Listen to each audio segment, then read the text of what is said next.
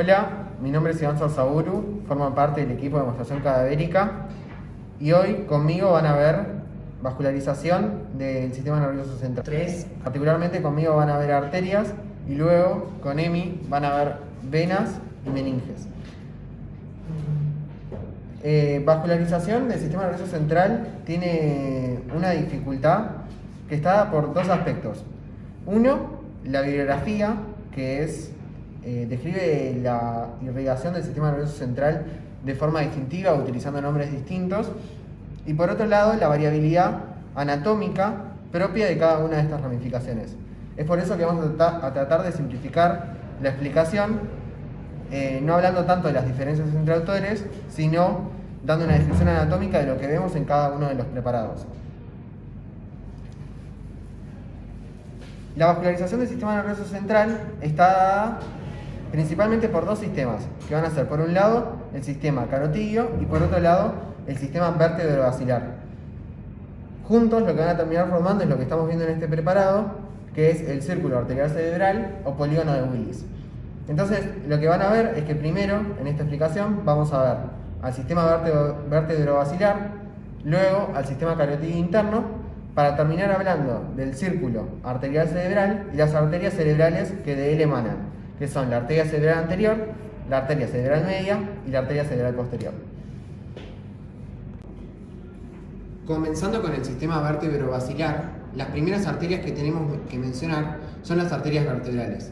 Ustedes ya las recuerdan de espleognología, que se originan de la arteria subclavia, recorren los forámenes transversos de la columna cervical, ingresan al conducto vertebral y atraviesan el foramen magno.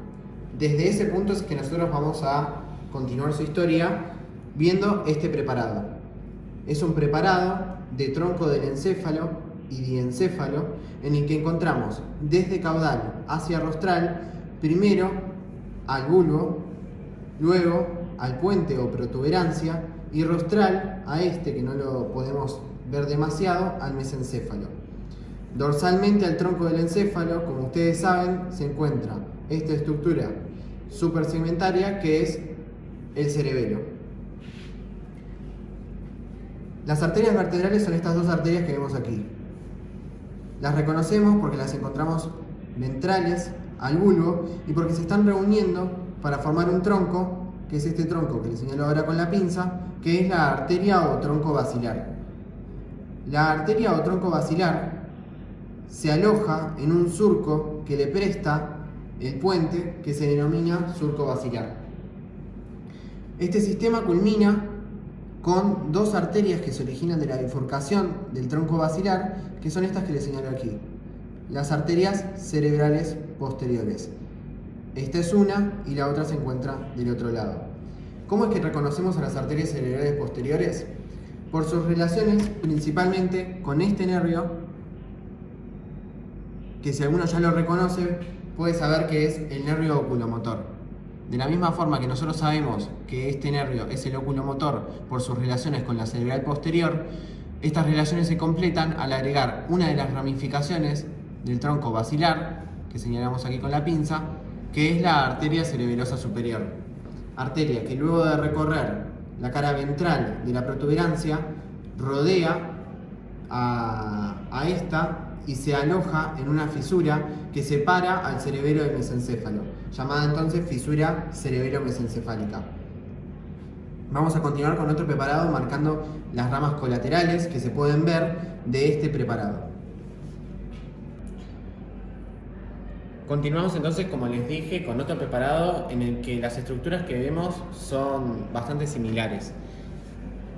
Caudalmente encontramos al bulbo raquídeo, rostral a este encontramos a la protuberancia o puente, que se continúa hacia los laterales con los pedúnculos cerebelosos medios, y rostralmente al puente saben que se continúa con el mesencéfalo. Podemos encontrar entonces a estas arterias, que son las arterias vertebrales. Esta es la del lado izquierdo y del otro lado pueden apreciar la del lado derecho, que se están reuniendo para formar este tronco, que es el tronco basilar. Las ramas colaterales que van a estar dadas por las arterias vertebrales y por todo este sistema vértebro-basilar, van a ser muchas. Algunas de ellas son las que vamos a marcar ahora, que son las más evidentes, y las otras las pueden encontrar desarrolladas en la bibliografía. Desde caudal a rostral, las arterias que más importantes que reconozcan en un preparado, primero tenemos a esta arteria que podemos ver algunas cosas características. Esta arteria podemos ver cómo se dirige hacia el espacio que separa, por un lado, al bulbo y al cerebelo, llamado por algunos autores como fisura cerebelo-vulvar. Es la arteria cerebelosa posterior-inferior. La pueden reconocer no solo por su dirección, sino por algo característico que realiza la arteria cerebelosa posterior-inferior, o pica, que es esta vueltita. Esta vueltita es lo que nos permite muchas veces reconocerlo en angiografías, que como saben es un estudio por método de imagen que se puede utilizar en la práctica clínica o quirúrgica. Luego, si continuamos a lo largo del tronco basilar, lo que vamos a ver es el origen, que en este caso es bastante alto, de esta arteria que vemos aquí, que se dirige hacia el espacio que separa a los pedúnculos cerebelosos medios del cerebelo. Esta arteria es la arteria cerebelosa anteroinferior. De la misma forma que les relacioné a la arteria cerebelosa posterior-inferior o pica con la fisura cerebelo-vulvar, aquí me gustaría que relacionen a la arteria cerebelosa anteroinferior con esta fisura, que es la fisura denominada por algunos autores como fisura cerebelo-pontina. Por último, si seguimos a esta otra arteria, que se encuentra inmediatamente rostral a la AICA en este caso, vamos a ver que si rotamos el preparado, esta arteria se está dirigiendo hacia la fisura que separa al mesencéfalo del cerebelo. Como el mesencéfalo fue seccionado, no se puede apreciar tanto en este preparado. Pero esta arteria es la arteria cerebelosa superior que, relacionando con lo que habíamos dicho de que la pica se dirigía hacia la fisura cerebelo-vulvar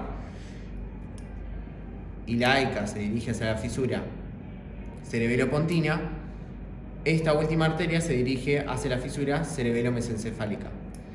Estas tres arterias nos van a permitir hablar de la irrigación del cerebelo de forma bastante organizada, siempre que tengamos en cuenta que tienen territorios limítrofes que están vascularizados por ambas arterias. Entonces, la pica irrigaría a la cara inferior del cerebelo, la AICA irrigaría a la cara anterior y la cerebelosa superior irrigaría a la cara tentorial o superior del cerebelo. Con eso terminamos con las ramas colaterales. Sin embargo, para concluir con la explicación, lo que quiero que noten es que en este preparado también podemos evidenciar a las ramas terminales del tronco basilar, que van a ser estas que están cortadas aquí arriba, que son las arterias cerebrales posteriores. Voy a ser insistente una vez más con que recuerden las relaciones que tienen el nervio oculomotor con la arteria cerebral posterior dorsalmente o superiormente y la arteria cerebelosa superior ventralmente. Es una pinza vascular que se le forma al nervio oculomotor. Continuamos con el sistema carotidio interno. El sistema carotidio interno está formado por dos arterias que son ambas arterias carotidas internas, una derecha y otra izquierda. Como ustedes ya saben de esplagnología, ya pueden reconocer uno de los segmentos. Primero que nada quiero decirles este aspecto particular de las arterias que estudiamos en el sistema nervioso central, que muchas de ellas hablamos de distintos segmentos en función de los enfoques que se puede tener para el abordaje quirúrgico de cada una de las porciones que estemos hablando. Es así que para el sistema carotidio interno, o sea las arterias carótidas internas, nosotros podemos reconocer cuatro segmentos. Uno es cervical y ustedes ya lo conocen de esplagnología. Su origen a nivel de la bifurcación de la carótida común, que da una arteria carótida externa que da ramas en el exocráneo, y una arteria carótida interna que la reconocían porque no daba ramas. Desde ya les digo que ahora sí que va a dar ramas porque la vamos a seguir hasta dentro del endocráneo. Y este segmento luego continuaba cuando alcanzábamos los espacios perifaringios, en el espacio laterofaringio nos metíamos en el espacio retroestíleo. En el techo de ese espacio retroestíleo nosotros encontrábamos este foramen que les voy a marcar ahora. Como les decía antes de que se corte el video, lo que les voy a marcar ahora es el orificio inferior del conducto carotídeo, que es aquel que ustedes encontraban en el espacio retroestíleo del espacio laterofaringeo. Es este orificio que encontramos acá, que nos da paso al conducto carotídeo, que para poder seguirlo tenemos que dar vuelta y mirar en la fosa craneal media esto que vamos a ver desde ambos preparados. Primero quiero que recuerden que nosotros acá encontramos al orificio superior por donde va a emerger la arteria carótida interna, como lo vamos a ver en el otro preparado. Una vez que emerge, con lo que se va a relacionar es con las paredes laterales de este espacio, que es la silla turca. Recuerden que ahí se aloja la hipófisis. Entonces, desde aquí la arteria carótida interna va a rodear, haciendo una curva de concavidad hacia posterior, y luego se va a localizar inmediatamente medial a esta que es la apófisis clinoides anterior. Esto mismo lo vamos a tratar de ver en ese preparado. Como pueden ver, nosotros estamos viendo en este preparado estructuras similares a la que vemos en un cráneo. Podemos encontrar a ambas apófisis clinoides anteriores, esta un poquitito seccionada. Tenemos entonces a ambas apófisis clinoides anteriores y que medialmente se relacionan con estos conductos, que son los conductos ópticos. En ellos podemos encontrar en el preparado, a su vez, a ambos nervios ópticos que se están reuniendo para formar esto, que es el quiasma óptico. Luego nosotros dijimos que la arteria carótida interna lo que hacía era emerger hacia la fosa craneal media y dar una curva de concavidad hacia anterior en el interior de una estructura que depende de la dura madre. Asumo que esta altura de la cursada, ustedes ya la conocen, es el seno cavernoso. En el seno cavernoso de la arteria carótida interna, entonces, la vamos a tener que buscar haciendo esa curva de concavidad hacia anterior que habíamos mencionado. De concavidad hacia posterior que habíamos mencionado, perdón. Fíjense entonces que si yo me ubico hacia los laterales de esta, que es la fosa hipofisaria, yo lo que encuentro es, si separo este nervio a estos dos nervios, lo que puedo encontrar es a esta, que es la arteria carótida interna, que está formando una curva de concavidad hacia posterior, para luego emerger inmediatamente medial a esto de acá, que sería la apófisis clinoides anterior. Fíjense cómo si ustedes tienen que buscar a la arteria carótida interna, si no estuviera disecado el seno cavernoso, como pueden ver en esta parte del preparado, donde la dura madre no fue disecada, entonces pueden ver a todo esto, que son las paredes del seno cavernoso, pueden ver como para buscar a la arteria carótida interna, la tienen que buscar yendo desde anterior a posterior, entre la apófisis clinoides anterior y el nervio óptico. Es esta arteria que vemos acá, ¿sí? Entonces tenemos arteria carótida interna derecha, arteria carótida interna izquierda. Luego lo que vamos a hacer ahora es tratar de ver un poco de sus relaciones dentro del seno cavernoso, que es entonces la porción intracavernosa de la arteria carótida interna. Fíjense que una vez que sale e ingresa a la fosa craneal media, ya está dentro del seno cavernoso. Si yo voy viendo sus relaciones, ustedes podrán recordar de la clase de pares craneales que desde dorsal hacia ventral nosotros encontramos primero a este, que es el nervio oculomotor. Luego encontramos a este otro, que también se encuentra seccionado, pero que se originó en la cara dorsal del tronco del encéfalo, es el troclear.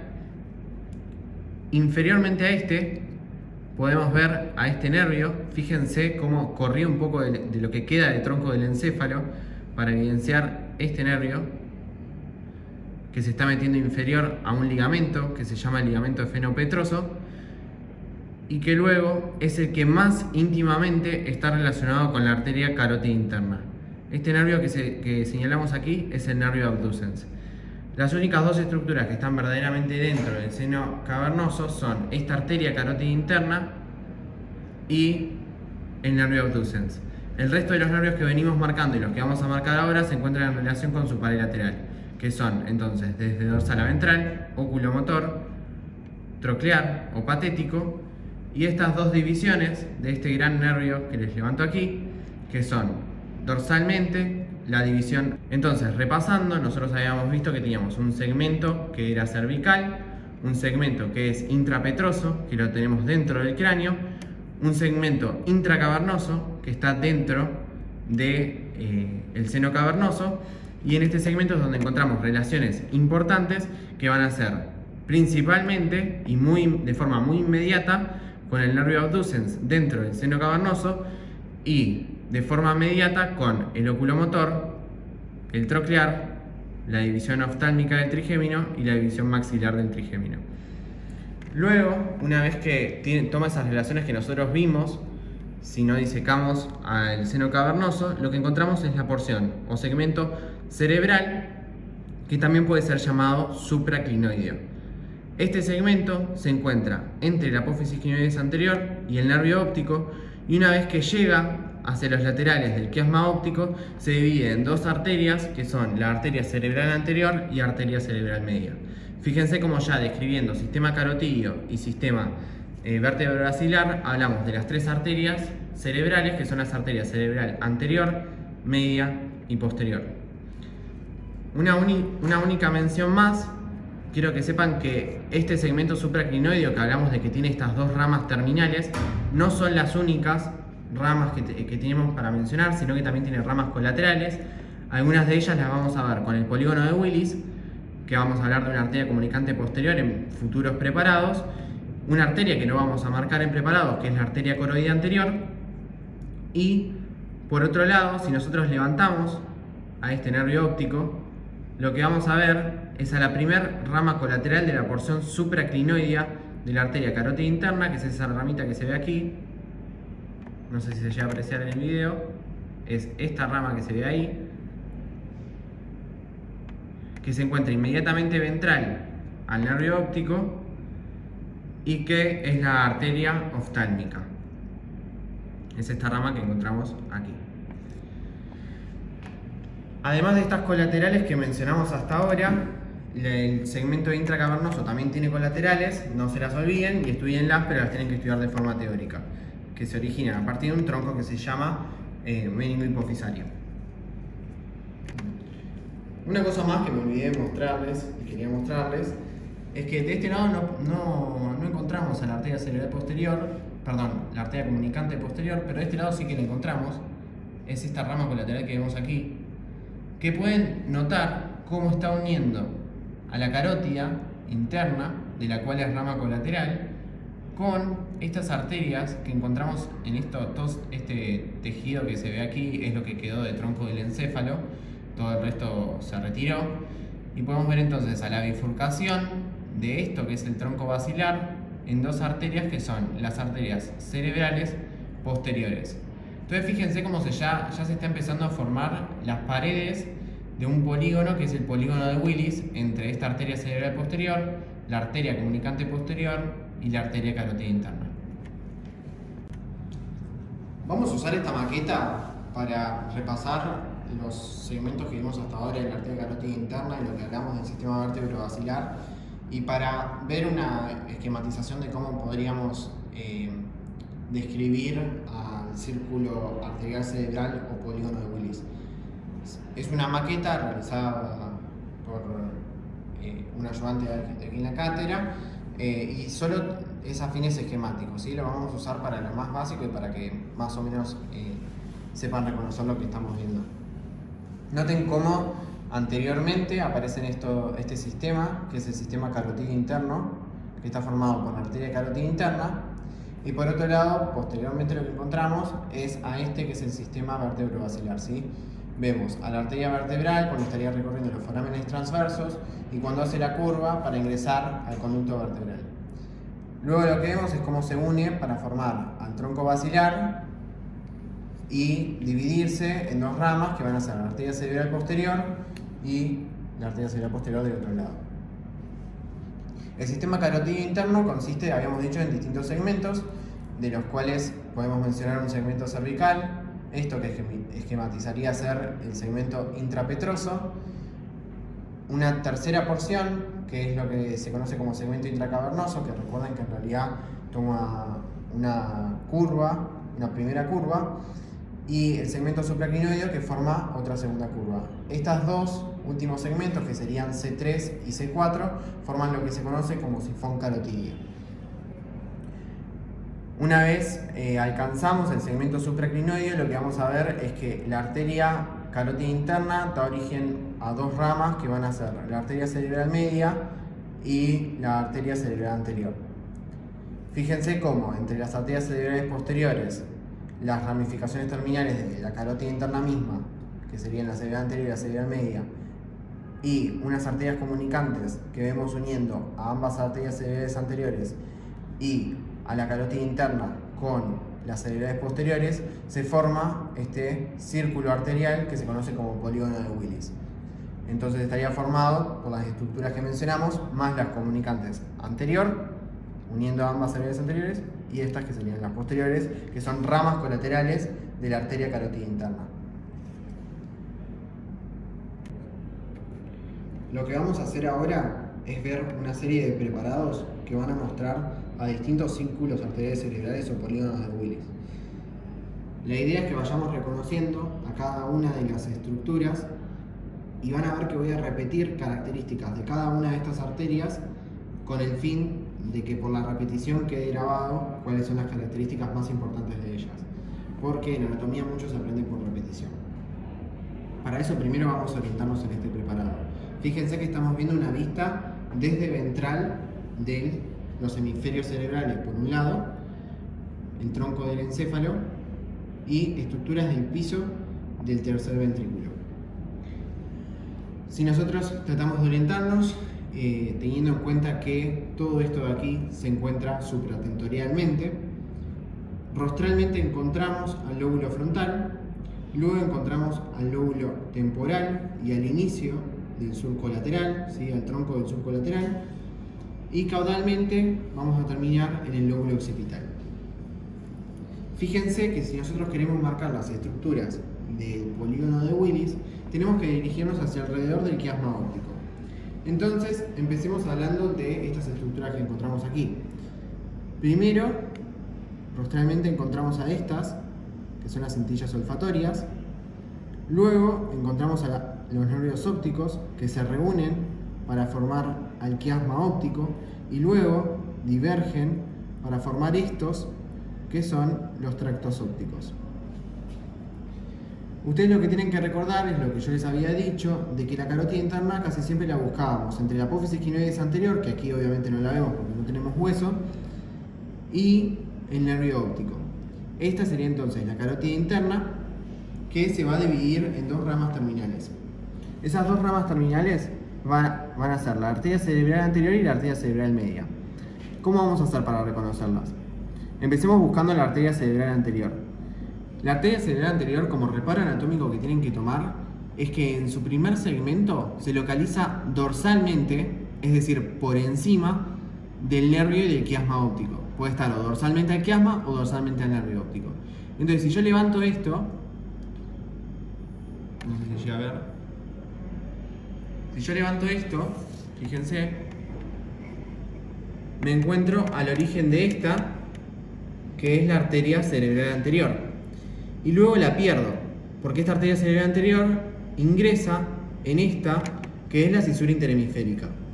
Noten cómo, además de tener la arteria cerebral anterior derecha, encontramos, originándose de esta carótida interna, a la arteria cerebral anterior izquierda. Luego, la arteria cerebral media no la vamos a ver porque inmediatamente en su origen se dirige hacia un sitio que se denomina compartimento efenoidal. El compartimento efenoidal es una especie de cisterna en la que comienza el surco lateral. Entonces nosotros desde este origen vamos a ver que se mete entre los lóbulos temporal y frontal para dirigirse hacia la profundidad del surco lateral, que es lo que se conoce como fosa silviana, ya que el surco lateral es conocido como el surco de Silvio. La bifurcación de la arteria carótida interna en arterias carótidas, en arteria cerebral media y cerebral anterior, repito porque me trabé. La bifurcación de la arteria carótida interna en arteria cerebral anterior y media ocurre, como pueden ver aquí, a nivel del extremo lateral del quiasma óptico. Es a partir de este punto donde nosotros vamos a empezar a ver una arteria cerebral anterior y una arteria cerebral media. Luego, lo otro que tenemos que reconocer es el sistema vértebro-basilar. El sistema vértebro-basilar terminaba en una, que es el tronco basilar, que es esta arteria que marcamos aquí. Fíjense que nos estamos ubicando inmediatamente rostral a el extremo superior de la fosa interpeduncular. Es allí donde nosotros encontramos que este tronco basilar se divide en dos arterias. Una arteria cerebral posterior izquierda y una arteria cerebral posterior derecha. Estas arterias cerebrales posteriores luego rodean al mesencéfalo y las deberíamos seguir metiéndonos en una cisterna que se encuentra posterior a los tubérculos cuadrigéminos o colículos que van a ser la cisterna cuadrigémina.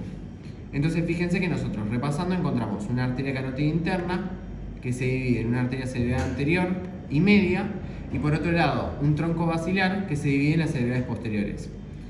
Les había dicho que además de esto nosotros teníamos que reconocer arterias comunicantes. Tenemos arterias comunicantes que van a ser anteriores, una arteria comunicante anterior que va a ser aquella que va a unir, que es esta que les marco aquí, que une a ambas arterias cerebrales anteriores. La arteria cerebral anterior derecha y la arteria cerebral anterior izquierda están unidas por la arteria comunicante anterior. Por otro lado, las arterias comunicantes posteriores son ramas colaterales de la arteria carótida interna. Originándose en ella, fíjense, voy a agarrar la arteria carótida interna, y originándose en ella, lo que vamos a ver es esta pequeña arteria que se dirige hacia estas, que son las arterias cerebrales posteriores. Fíjense que tenemos una para cada lado, ambas llegando a las arterias cerebrales posteriores. Esto de que yo digo de que es una arteria pequeña no es lo que van a ver en todos los preparados por igual, sino que nosotros lo que vamos a ver es que estas arterias comunicantes posteriores pueden tener una magnitud muchísimo más grande, que es lo que se denomina la configuración fetal de las arterias cerebrales posteriores, ya que parecería que desde la arteria carótida interna se origina la arteria cerebral posterior, situación que se da en el feto. Con eso terminamos con este preparado de polígono de Willis y vamos a seguir con otro preparado. Vamos a marcar en este mismo preparado las arterias que marcamos recién. Fíjense que estamos viendo un preparado bastante similar en el que encontramos rostralmente a ambos lóbulos frontales, caudalmente a ambos lóbulos occipitales. Hacia los laterales, fíjense cómo se retiró parte de la corteza, creo que no se llega a apreciar, y de la sustancia blanca subcortical para mostrar cosas que no vamos a charlar ahora. Y luego encontramos, asociados a la línea media, encontramos a ambos nervios ópticos, al quiasma óptico que los une. Luego se van a continuar por medio de los tractos ópticos y encontramos así a el extremo rostral del cerebelo. Fíjense que caudalmente también terminamos con esta, que es la glándula pineal. Si nosotros tratamos de hacer la misma sistematización que antes, a la arteria carótida interna la tendremos que encontrar hacia los laterales del nervio óptico, pero está un poquitito caída acá. Es esta la arteria carótida interna. Y pueden ver cómo da origen a esta, que es la arteria cerebral media, justo lateral al quiasma óptico, y luego nos perdemos el inicio de esta otra arteria, que es la cerebral anterior, porque nos la tapa el nervio óptico y en este caso no podemos levantarlo. Pero entonces nosotros tenemos a la arteria carótida interna, cerebral media y cerebral anterior. Lo mismo del otro lado, encontramos a la otra cerebral media, que fíjense cómo se está metiendo entre esto, que son como los restos del lóbulo temporal, y esto, que es el lóbulo frontal. Ingresando entonces al tronco del surco lateral. Después, las otras arterias que tenemos que marcar son primero el tronco basilar y luego su bifurcación en dos arterias, que son las arterias cerebrales posteriores, que son estas que vemos originándose del extremo rostral de esta arteria. Y además podemos ver cómo inmediatamente caudal encontramos a estas, que son las arterias cerebelosas superiores, que, como ya recordarán porque lo repetí 2 veces, entre medio de ellas dos pasaría el nervio oculomotor. A su vez, Hay algunas arterias que no se llegan a apreciar mucho grabándolo en video y por estar en un frasco, pero son estas arterias chiquititas que terminan comunicando a la arteria carótida interna con la cerebral posterior, que son las arterias comunicantes posteriores. De la misma forma, uniendo a la cerebral anterior izquierda con la cerebral anterior derecha, encontramos a la comunicante anterior. Todo esto nos forma la estructura que venimos hablando, que es el polígono de Willis.